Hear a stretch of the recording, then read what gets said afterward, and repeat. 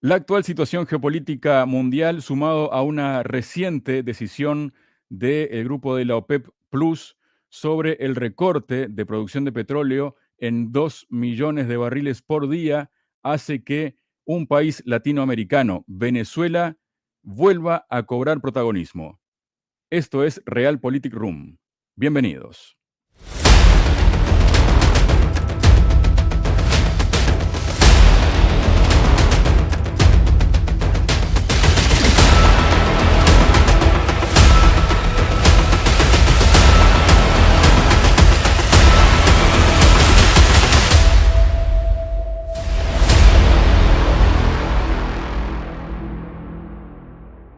Hola, bienvenidos. Y tal como decíamos en la presentación del programa, la actual situación geopolítica y además, como decíamos, ese recorte que ha decidido la OPEP Plus hace que el mapa energético global cambie y que además un país como Estados Unidos y además la Unión Europea se vean en una suerte de jaque y allí Venezuela entra a jugar su partido. Para hablar sobre esta situación, estamos junto al director del Diplomado Internacional en Geopolítica del Petróleo de Venezuela, Miguel Jaimes. Miguel, bienvenido a Realpolitik Room. ¿Cómo estás? Un gusto, amigo de Realpolitik Room. Un placer conversar con ustedes. Saludos especialmente para ti, amigo Javier Benítez. Muchísimas gracias, Miguel. Y bueno, para iniciar, te quiero presentar, quiero compartirte, bueno, una noticia que ya todo el mundo la conoce, pero que no está de más que la mostremos aquí en este momento. Una publicación, ni más ni menos que del New York Times, que dice: el gobierno de Biden considera levantar algunas sanciones a Venezuela si el gobierno de Nicolás Maduro toma acciones para restablecer la democracia. Estados Unidos podría permitir que se reactiven las exportaciones de la última empresa estadounidense que produce petróleo en el país sudamericano. Nos estamos refiriendo a Chevron, una noticia que ha sido publicada este 12 de octubre, como decíamos, en el periódico de New York Times. ¿Y qué significa esto para Venezuela, Miguel? El New York Times también ha señalado abiertamente que le guste o no al señor John Biden o a la Casa Blanca, el presidente Nicolás Maduro sigue siendo el presidente de la República Bolivariana de Venezuela. Si citamos al presidente francés, recientemente con esta crisis global que hay de energía, en los hidrocarburos, en gas y petróleo con sus derivados, lo que llamamos ingenierilmente los productos blandos, ha señalado el presidente Galo que hay que retirar las sanciones tanto a Irán como a Venezuela para ver una luz, una claridad en torno a la solución mundial del petróleo. Haber tomado una decisión tan disparatada como bloquear a Venezuela y que sus colocaciones de petróleo no estén en ciertas economías del planeta, pues esto ha traído consecuencias muy lamentables, al punto que muchas voces en el mundo, algunas que se escuchan con más fuerza que otras, lamentan profundamente que hasta ahora la situación con Venezuela, este suramericano país que está inmerso en el ojo del huracán energético, no se haya solucionado, porque vendría a ser una importante salida a la crisis global que está atravesando el mundo y la cual tiende a profundizarse. Miguel, una situación que hace que, bueno, que tal como también se conoce en los últimos años, Venezuela, por las situaciones que todos ya conocemos, que son sabidas, ha frenado un poco las inversiones en el campo petrolero y se habla, por ejemplo, una publicación de El Espectador de Colombia que podemos ver que dice que mutuamente necesitados se viene el reencuentro entre Venezuela y Estados Unidos. El acercamiento entre los gobiernos de Joe Biden y Nicolás Maduro tiene fuerte peso político en Estados Unidos, sin embargo, responde a necesidades comunes e inminentes. ¿A qué puede llevar todo esto, Miguel, en el corto mediano plazo? Recientemente estuvo en Colombia el secretario de Estado, el señor Winkler, y Colombia ha declarado en la voz de su presidente, el señor Petro, de que está intercediendo, está mediando para tratar de solucionar, dialogando el conflicto con Venezuela. Recuérdese que nosotros tenemos una frontera progresiva con Colombia, histórica, inocultable. De los dos lados fronterizos existen grandes centros poblados y la comunicación hacia las capitales, tanto Bogotá como Caracas. La relación con Colombia es profunda. La relación con Colombia tiene una magnitud impresionante. Por eso el presidente Gustavo Petro ha hecho todos los intentos y análisis y conjeturas para reactivar unas relaciones que estuvieron rotas, perseguidas. Hay que decir que el gobierno anterior, el del señor Duque y el de más atrás, el del señor Álvaro Uribe, se encargaron, fueron realmente unos maestros de la destrucción con Venezuela. Desde Colombia se organizó una invasión hacia nuestro país. Por eso ahora todos los intentos que se han hecho de diálogo, entendimiento, comisiones, acuerdos, pues son realmente desde el punto de vista político y diplomático algo civilizado y cónsono y que se aplaude. Quiero compartir ahora, Miguel, contigo y con la audiencia, un vídeo que está en inglés, pero bueno, lo vamos a traducir porque además no está muy difícil de entender, pero sobre todo lo que significa simbólicamente este vídeo. Vamos a escuchar. Good afternoon, everyone. It was a great honor to welcome to the Capitol what we consider to be the president of Venezuela. The person that you recognize as the leader, democratic leader in Venezuela, is not here. What do you think about the absence of Juan Guaidó here? By whom? Juan Guaidó, the interim president of Venezuela that you recognize. But I want to talk about who is here. Bueno, como que hay ahí una borrada, ¿no? Como una cancelación, como se utiliza esa palabra ahora que están prefiriendo utilizar en Occidente, ¿no? Cancelar esto, cancelar lo otro, y lo están cancelando a Guaidó, ¿no? Mucho presidente interino, pero no está al mando real del país, no está al mando real del ejército, no está al mando real del petróleo, y si quiere hablar con alguien en Estados Unidos por el tema del petróleo, sí o sí tiene que hablar con el presidente Nicolás Maduro, ¿no? Primero, dos partes tiene ese video, ¿no? Primero, que lo reciban allí, bienvenido aquí en la Casa Blanca, en Washington, el presidente de Venezuela. Luego, recientemente le preguntan por Juan Guaidó, que no está en ese encuentro, y dice, ¿quién? Pregunta, ¿no? Pelosi, y dice, lo importante es hablar de quienes estamos presentes aquí. ¿Qué significa, qué simboliza esto en todo esto? Bueno, simboliza que la temporada, la época de vacaciones de este presidente del itinerato autonombrado Juan Guaidó se acabó en el mundo, y los Estados Unidos ahora, en voz de la señora Pelosi, no les ha temblado el pulso al decir y al señalar quién es ese Juan Guaidó. O sea, hablemos de los que están presentes. Una fórmula que lo que hizo fue enredarse en altísimos hechos de corrupción. Hay que señalar que el señor Juan Guaidó le ha hecho un daño terrible a las relaciones internacionales de Venezuela. Se ha enriquecido, es un multimillonario ahora en el planeta. Se ha robado todos los activos de Venezuela en el exterior y se ha encargado de congelar cuentas. Ha dicho abiertamente, riéndose con una sonrisa en su rostro, ¿qué importa que los venezolanos no reciban medicina o no reciban tratamientos médicos o equipos médicos y menos comida? Eso lo tienen que sufrir los venezolanos. Lo ha dicho esta especie de señor que hoy en día pues la comunidad internacional simplemente le saca la silla.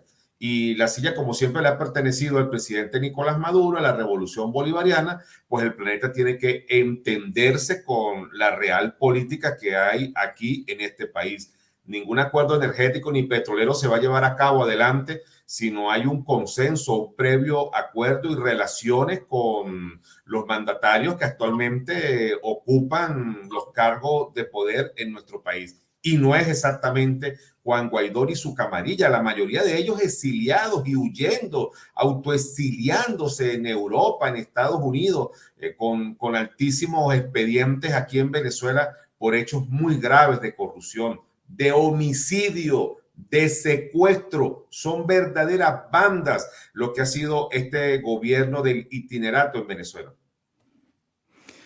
Por otro lado, quiero compartir otra noticia que también es conocida, pero que bueno, está bien también repasarla, ¿no? Y que habla de que la faja del Orinoco en Venezuela, a la espera de inversiones petroleras en una región biodiversa, dice que el gobierno de Maduro promueve inversiones en una de las mayores reservas de petróleo del planeta. Sin embargo, el reto es realizar una extracción sostenible y amigable con el medio ambiente.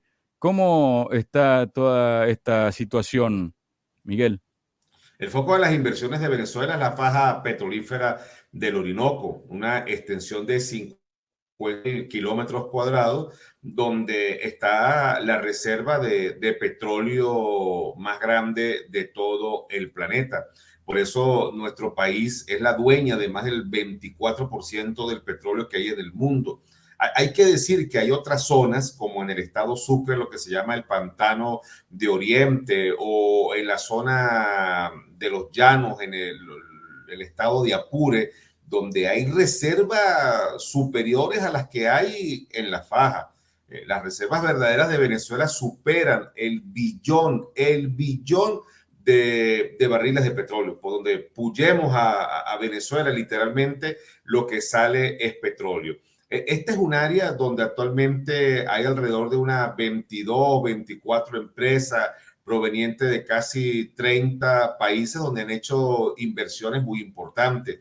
Recuérdense que el petróleo dulce, liviano en el mundo se ha agotado y ahora vamos a un tipo de crudo mucho más grueso. Necesita más tecnología y necesita inversiones, pero ese está localizado en dos áreas, en Alberca, en Canadá, en forma de arenas bituminosas, y aquí en Venezuela, en la faja petrolífera del Orinoco.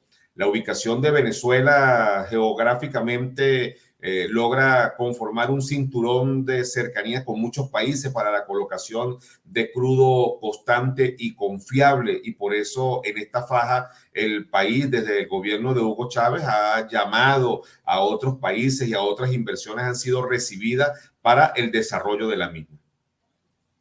Miguel, tenemos más noticias que llegan también desde Venezuela, ¿no?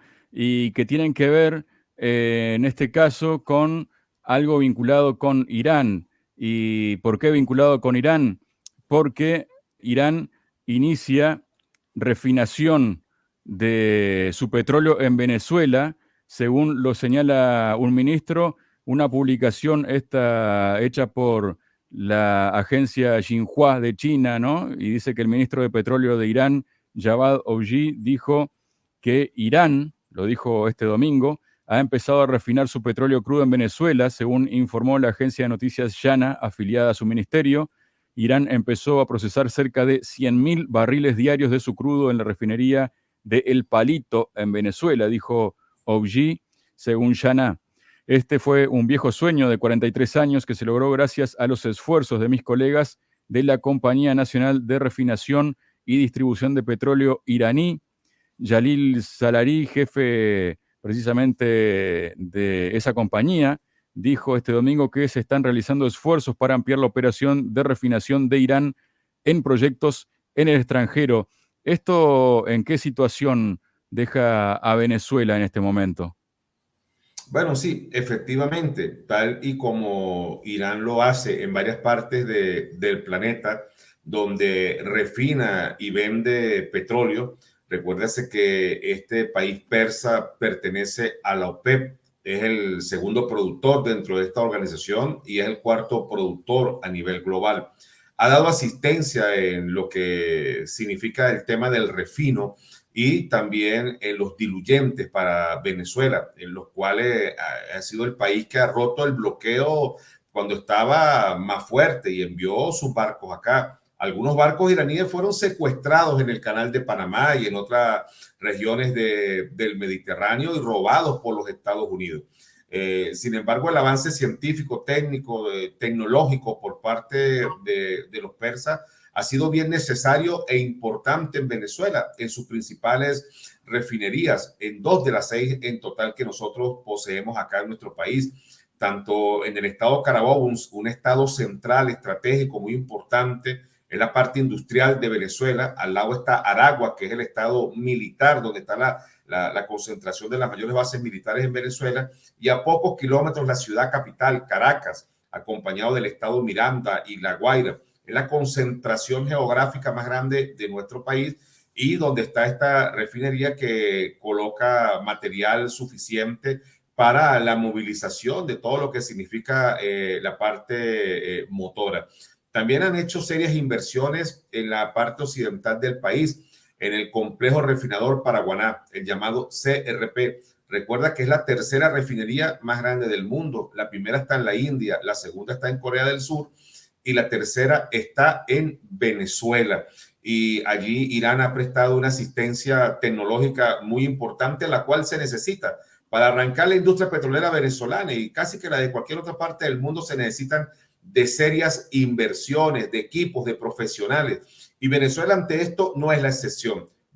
Estamos tratando de romper un bloqueo, estamos enfrentando un feroz bloqueo y necesitamos de inversiones porque nuestro aparato productor energético no puede paralizarse. Esto le seguiría haciendo un daño muy profundo a nuestras refinerías. Tenemos que adecuarlas, modernizarlas, actualizarlas, y para eso pues Venezuela tiene estas importantes relaciones con el país persa, como también los tiene con Rusia, con Bielorrusia, como también ahora con Eni de Italia y con Repsol de España, así como Irán le vende petróleo, diluyentes y le vende materia prima energética a Europa y la compra. Pues bueno, también tiene relaciones en la parte ingenieril y una enorme alianza con Venezuela. Recuerda que recientemente estuvo por allá el presidente Nicolás Maduro y firmó convenios y acuerdos por las próximas 2 décadas en partes tecnológicos, en tecnología, que es lo que realmente nosotros debemos de obtener y de romper frente al bloqueo.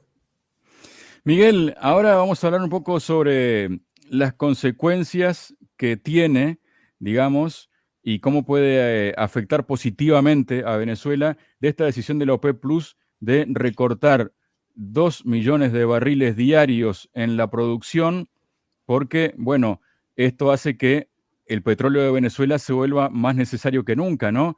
Pero, ¿qué pasó antes de que la OPEP tomara esa decisión? Aparentemente, el presidente de Estados Unidos, Joe Biden, habría presionado a Emiratos Árabes Unidos y también a Arabia Saudí para que retrasaran, digamos, el anuncio de ese recorte, porque como todos bien sabemos, se vienen las elecciones de medio mandato, de medio término, como se le dice, y hay grandes posibilidades de que cambie la configuración del Congreso estadounidense y pase a ser dominado por los republicanos, algo que le sería muy complicado al presidente de Estados Unidos gobernar de aquí a lo que le resta de legislatura, ¿no? Ahí lo que tenemos en pantalla es una carta que ha enviado el congresista republicano Tom Tiffany porque ha pedido a la presidenta de la Cámara Baja del Congreso, es decir, a Nancy Pelosi, que la veíamos hace un momento, que inicie audiencia sobre la posible petición del gobierno del presidente Joe Biden a Arabia Saudí que pospusiera la decisión, como decíamos, ¿no?, de la OPEP de recortar la producción, o la decisión o el anuncio, ¿no? Algo que Riad habría rechazado. Recordemos que a raíz de una declaración del Reino de Arabia Saudí acerca de que todos los análisis económicos indicaban que aplazar un mes la medida acordada, como supuestamente lo sugirió Washington, habría tenido consecuencias económicas negativas. Los legisladores republicanos cuestionaron las intenciones de la Casa Blanca que podrían estar vinculadas a las consecuencias electorales de dicha medida. En la carta, en un fragmento se puede leer: estas son alegaciones muy serias y si el gobierno de Biden, de hecho, intentó coordinarse con un gobierno extranjero para influir en las elecciones de Estados Unidos, eso es algo que el pueblo estadounidense merece saber, dijo el congresista. La presidenta Pelosi y el Congreso tienen la responsabilidad de llegar al fondo de estos informes profundamente preocupantes lo antes posible. ¿En qué lugar deja esto al gobierno de Joe Biden? ¿Puede quedar comprometida las elecciones de medio mandato? Un fracaso totalmente en las relaciones políticas nacionales e internacionales, las de la Casa Blanca. Vamos a citar de nuevo al presidente francés cuando lo visitó John Biden, y el presidente Galo le advierte y le dice: no hay petróleo de Arabia Saudita. Los saudíes han dicho que solamente van a producir 135,000 barriles diarios y será cercano a los próximos 3 meses. No hay acuerdo con Arabia Saudita. John Biden se descompone allí su rostro y le dice: presidente, pasemos, vamos adentro y allá discutimos esos pormenores. Excuse me, sorry to interrupt you. With your advisor, I took the commission to call MBZ. So I call for increasing the production by minerals. So I got him, he told me 2 things. One, I'm at the maximum. What he claimed, and he told me this is my complete commitment. Second, he told me, according to us, the Saudis can increase a little bit, but 150 or a little bit more, and they don't have huge capacities at this stage, before 6 months time. The last one, the very last point is about what we do on the Russian oil. He told me that was too much. Thank you. We got to keep up. Excuse us. I will make it like that because I will be. Here, maybe we should just step aside. Okay. Lo segundo, la intempestiva visita que hace a Riad, donde ni siquiera el rey de los Abdelaziz ni siquiera estrecha su mano, y John Biden sale con una mentira de tontos diciendo que ha logrado un acuerdo con los saudíes que van a una producción diaria de 17 millones de barriles de petróleo. Y luego Riad responde y dice: eso está en veremos. Y lo tenemos planificado de aquí al 2027. Eso no es ahora, porque sacar 1 millón de barriles de petróleo más en el mercado ingenierilmente, eso no es tan fácil. Vamos un momento a México. Acaba de inaugurar el señor López Obrador una refinería en Tres Bocas. Esa refinería empezó a construirse desde el año 2017 y apenas ahora es que se concluye en este 2022.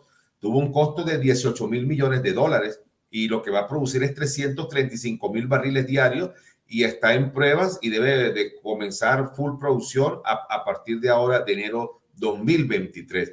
Es decir, 5 o 6 años para construir una refinería de 335,000 barriles. O sea, para sacar 4 o 5 millones como quieran los Estados Unidos se requieren no menos de 10 refinerías, 100,000 hombres. ¿Y dónde está el dinero para hacer esto? Y el tiempo, que es la premura en este momento. Aparte de eso, Kuwait, otro país de las petromonarquías del Golfo Pérsico, también le advirtió suministro de petróleo a los Estados Unidos.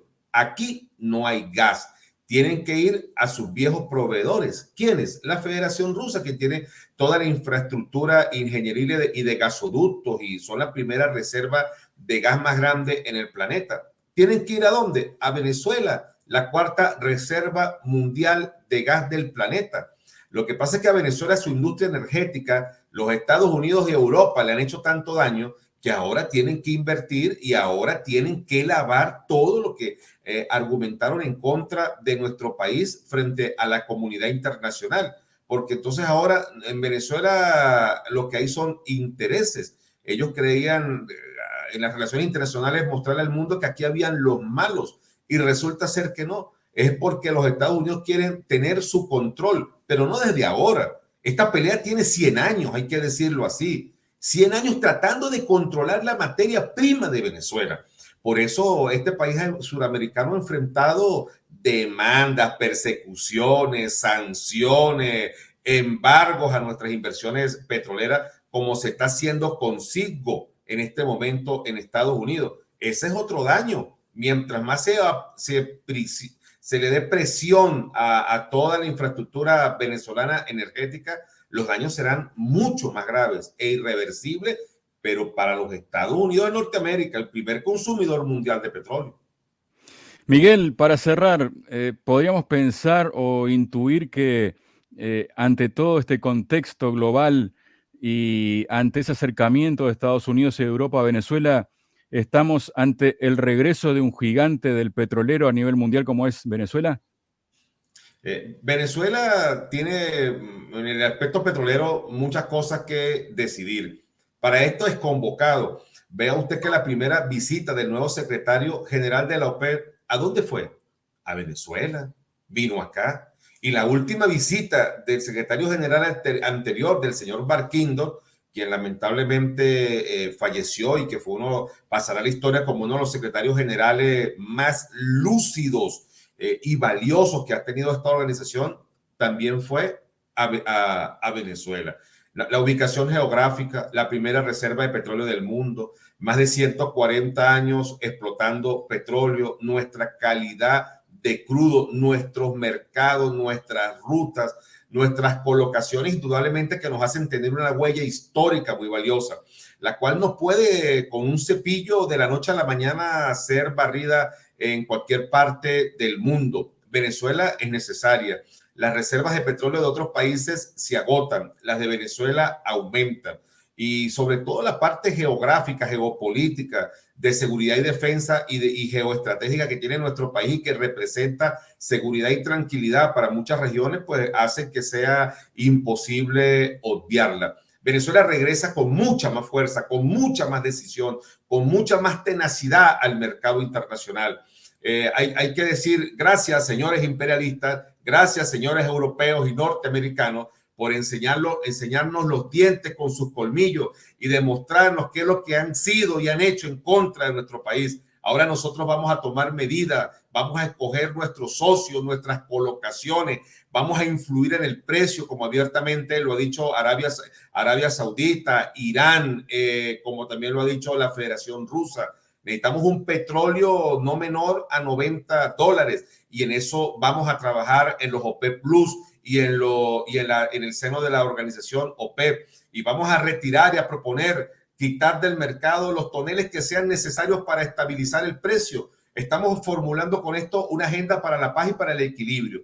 Si los europeos y los Estados Unidos y Canadá requieren de nuestro petróleo, pues vamos a discutir el tema de la paz, de la tranquilidad mundial, de la pacificación global. Si no, las consecuencias por el petróleo van a ser duras. Más de 100 años luchando los imperialistas por obtener materia prima y la más importante sigue siendo el petróleo, y no va a tener en los próximos términos ni tiempos un sustituto cercano o mediano que le logre competir. Venezuela es la casa del petróleo. Suramérica y el Caribe y América Latina es el centro geopolítico mundial de la energía.